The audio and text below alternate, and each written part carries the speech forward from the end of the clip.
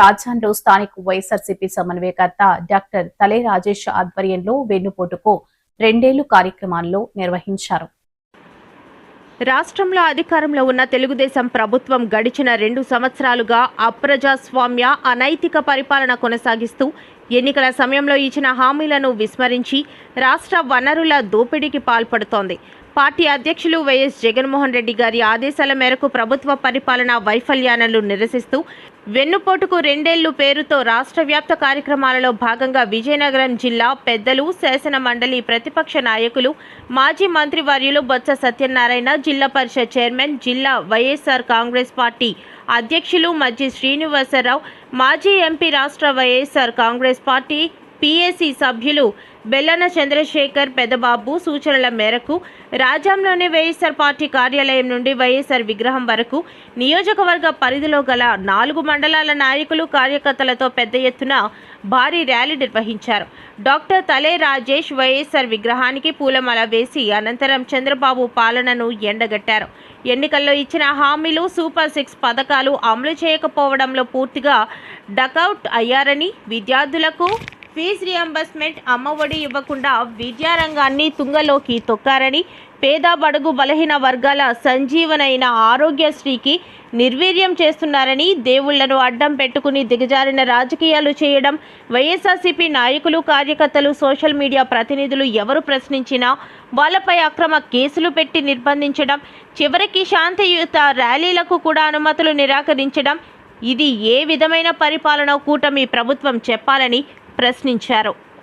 మా అధినాయకులు, మా ముఖ్యమంత్రి వైఎస్ జగన్మోహన్ రెడ్డి గారు ఇచ్చిన ఆదేశాల మేరకు రాజాం నియోజకవర్గంలో ముఖ్య నాయకులు, కార్యకర్తలు అందరూ కూడాను ఈరోజు ఈ 2 ఏళ్ల వెన్నుపోటు కార్యక్రమానికి హాజరవడం, భారీగా ర్యాలీని దిగ్విజయం చేయడం చాలా ఆనందంగా ఉంది.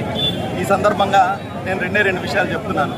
ఒకటి, ఏదైతే ఎన్నికల ముందు మేనిఫెస్టోలో ఊదరగొట్టి సూపర్ 6 అని చెప్పారో ఆ సూపర్ 6లో ఏ ఒక్కటి కూడాను మీరు అమలు పరచక ప్రజల దృష్టిలో డక్అవుట్ అయ్యారనే చెప్పాలి.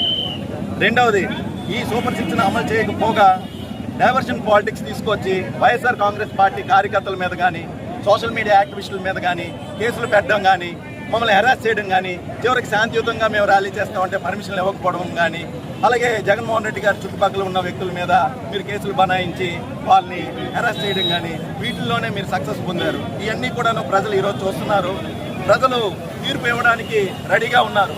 మీకు నిజంగా దమ్ముంటే ఇవి ఒకటే నేను అడుగుతున్నాను. మేము వస్తాం గ్రామాల్లోకి, మీరు రండి. ప్రజల ముందు మనం డిస్కస్ చేద్దాం, ఏది రైటో ఏది రాంగో, మీరు ఏం చెప్పారో ఏం చేశారో, మా అధినాయకుడు ఏం చెప్పారో ఏం చేశారో అనేది ఒక్కసారి మనం వీధుల్లోకి వస్తే ఇక్కడ ప్రజలే మీకు సమాధానం చెప్తారు, బుద్ధి చెప్తారు. మీరు అన్ని హామీలను, అన్ని రంగాలను కూడాను ఈరోజు విఫలం అయ్యారు. విద్యా రంగం చూస్తే ఈరోజు అమ్మఒడి ఇవ్వాల్సిన రోజు, కానీ అది ఇచ్చుకోలేని దుస్థితి. అలానే సరైన బ్యాగులు ఇవ్వలేక ఇంగ్లీష్ మీడియంను రద్దు చేసి మీరు అన్ని రకాలుగా విద్యార్థులు వారి భవిష్యత్తును కూడా మీరు నాశనం చేసేటట్టున్నారు. విద్యార్థులకు ఏదైతే ఫీజు రింబర్స్మెంట్ ఉందో అది ఇవ్వలేని పరిస్థితి.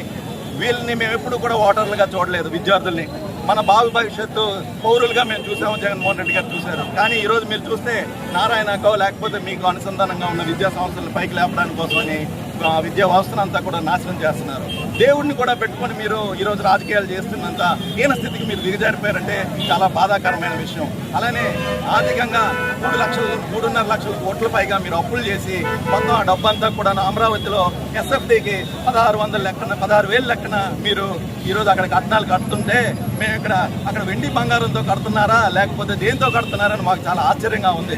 ఎందుకంటే మా ఏరియాలో మేము 1,500 ఎస్ఎఫ్టీకి మేము కట్టుకుంటాం. మీకు 0 పెంచి 15,000 16,000 మీరు ఇస్తున్నారంటే ప్రజాధనం మీరంతా దుర్వినియోగం చేస్తున్నారు. అలానే ఏదైతే రూపాయికి వైజాగ్లో మీరు ఎకరాలు మీరు కట్టబెట్టారో వీటన్నిటి మీద కూడాను మీరు నైతికంగాను రేపొద్దున్న ఓటు పరంగా కూడాను మీరు వాటిలన్నింటినీ కూడాను ఎదుర్కొంటారని సందర్భంగా తెలియజేసుకుంటూ ఈరోజు ఇక్కడికి వచ్చిన ప్రతి ఒక్కరికి, అలానే ముఖ్యంగా వైద్య రంగం గురించి చెప్పాలంటే పేదవాడికి కోసం వైఎస్ రాజశేఖర రెడ్డి గారు చెప్పిన ఆరోగ్యశ్రీ పథకాన్ని ఈరోజు తొంగలో తొక్కి వారందరికీ కూడా వారి బాధలకు మీరే కారకులు అయ్యారు. వీటన్నింటినీ కూడా ఈరోజు మేము నిరసన దీక్ష చేశాము.